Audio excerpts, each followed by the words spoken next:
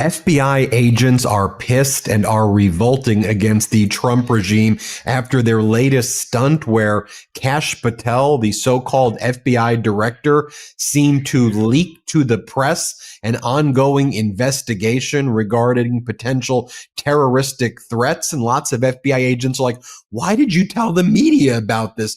You could have just prematurely destroyed the investigative work. Well, this former FBI agent, Kyle Seraphin, predicted this was going to take place because, you see, Kash Patel was embroiled in a major scandal of his own making after he was caught flying around his 26-year-old girlfriend to various events back in April to like country music festivals, I believe, and most recently over the past week to a Penn State wrestling event where she was, I think, singing, and then he was using the taxpayer jet, a $60 million jet, to basically fly her around. And then the flight record showed that they went back to Tennessee together. And this former FBI agent, Kyle Seraphin, called it out. And then the FBI private jet was then removed from the public tracker, which had never happened before. So Kyle Seraphin predicted what was going to happen as that scandal was taking place. He said there's going to be a wag the dog moment, if you will, here, where he says FBI Director Kash Patel will be announcing a big international arrest in order to draw attention away from his optics disaster at Penn State College and Nashville with his girlfriend. The arrest will be from an investigation that predates his time as a director. Bookmark it.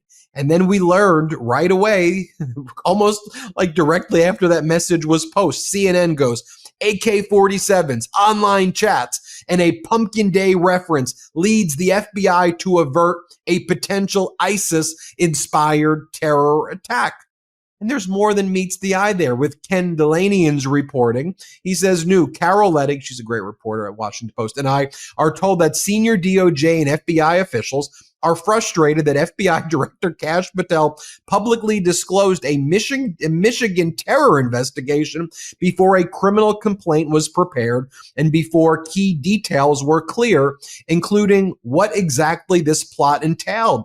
These were young people radicalized online, we are told. Just how capable they were or how imminent this was remains to be seen. And now the FBI is like, you could have just thrown away our investigation. Now, Kyle Seraphin did this investigative work by tracking the FBI public jet past flights, and he saw that the jet landed at Penn State University's local airport, and then it flew back to Nashville.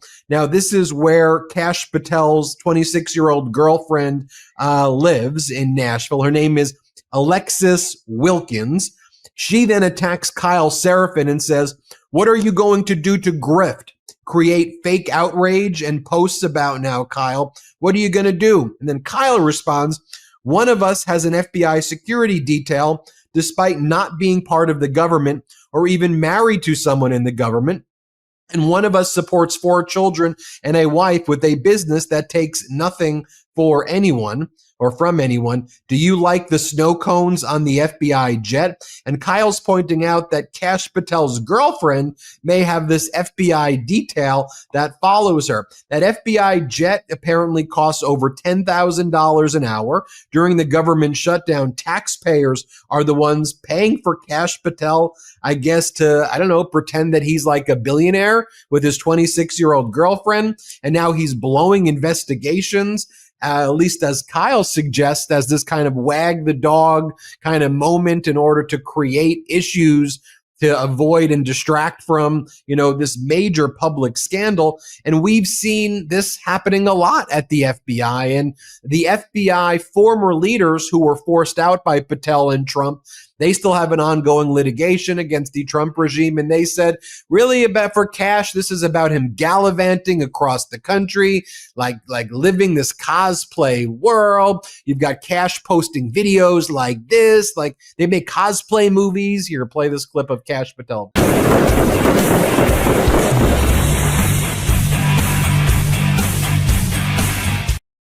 ridiculous stuff. I can't even believe I'm showing that. I think it's like a South Park skit. Let me bring in Harry Litman from the Talking Heads YouTube. I knew the video was going to play, Harry, but even the video caught me by surprise. And look, I need to stop laughing because this is a serious matter, because these are life and death investigations that are taking place. You're a former United States attorney from the Western District of Pennsylvania. You were a former leader at Maine Justice back in the day. So you know how important the integrity of the FBI is. And so often we talk about, what Trump's posting, how he's undermining cases, but through what Patel's doing, there are so many cases out there that are getting screwed up right now because of people like Patel and what Trump's doing. Talk to us about it, Harry. I did just a quick comment for Starsman about the irony of that little Miami Vice or whatever it was skit. This guy with no FBI experience, his main connection with the FBI is that he's hated it and called it part of the deep state. Same thing with his deputy, and now, strutting around, looking like a tough guy, clothed in, FBI garb. Unbelievable. So the point you're making is such an important one, drummed into the Bureau. Look, Jim Comey is right now facing a reprisal prosecution. It's bogus, but it brings home what was that about? Did he possibly authorize Andy McCabe to maybe tip off a press person about Comey, something that didn't have to do with a pending case, to actually instead call up CNN in a big case that hasn't broken yet is a firing offense for sure, if any rank and file FBI person did it, and threatens, the few days before a big case breaks, if indeed we were that close, are incredibly delicate. You tiptoe all around because you're engaged in activity. Somebody in the conspiracy could get tipped off, and the whole thing could just crumble from some careless suggestion.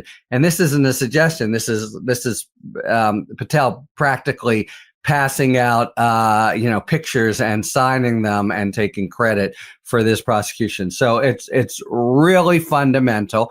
And, this FBI, Ben, it's some combination of complete incompetence and negligence, but maybe malevolence as well. Again, we know about Patel is so casual about undermining the FBI's mission. Just a couple of weeks ago, in the torrent of Trump news, this didn't really register, but they basically outed and burned half dozen confidential informants. That is the FBI's lifeblood. And, they were then, the reports were from the likes of Carol and Ken, apoplectic as they should have been. That just can burn, all the cases. It is a big, delicate undertaking to nurture and bring along a cooperator who is positioned to give you information. And that just burns it completely. So this is a guy who is really seeming to be true to the colors he showed before, which is, and that caused no less a person than Bill Barr to say when his Patel's name was surfaced for deputy director, over my dead body. He's not, there are some people in the administration you might think are basically worthless and hope don't do too much damage. This guy actually seems to be about harming the FBI's mission. And, the agents know it. The agents know so clearly who's on their side and who ain't. It's got nothing to do with party. It's, who will hang heavy for them. They have that very strong mindset, and they got to despise the guy now. And it's impacting so many of these cases. Obviously, you and I cover the high profile ones, but I think that what you and I try to do on these takes is to focus on exactly what you said. Look, the dozens, potentially hundreds of confidential informants who have been burned, these trade-offs, these like weird deals that it's really kind of Trump just trying to figure out how to ingratiate himself with even like authoritarian leaders across the country. Like even the stuff he's doing with like Bukele in El Salvador, and his just the overall international posture is he's throwing away a lot of sources that we have here, you know, people who are publicly MS-13 members, for example, or gang members who are actually working closely with the FBI to, at a leadership level, not Trump blowing up random boats in the Caribbean, but like we've sent back, I know, to Bukele, people who were Bukele's enemies, but who were actually here pretending to be leaders of these organizations, but actually serving as informants and giving information to the FBI. And like we've sent people back who, you know, they probably go back to their country and they're killed. So there's a chilling effect also of who's even going to want to work with this. Right. In the future. Exactly. Yeah. We see all these drug prosecutions have decreased dramatically. All of the, you know, the types of the sex trafficking cases have decreased dramatically in the investigations. I'll give you the final word, but this is permeating the system. Things are far more dangerous now, Harry. Look, I agree, and all these things that they're doing, and this is sort of true across the board. Even some of the things they're doing in civil society, the people who are harmed eventually and most directly are the American people, and it's all the things they're doing has to have a cost in public safety, including the the reduced ability to just have juries believe them when they come forward and the like.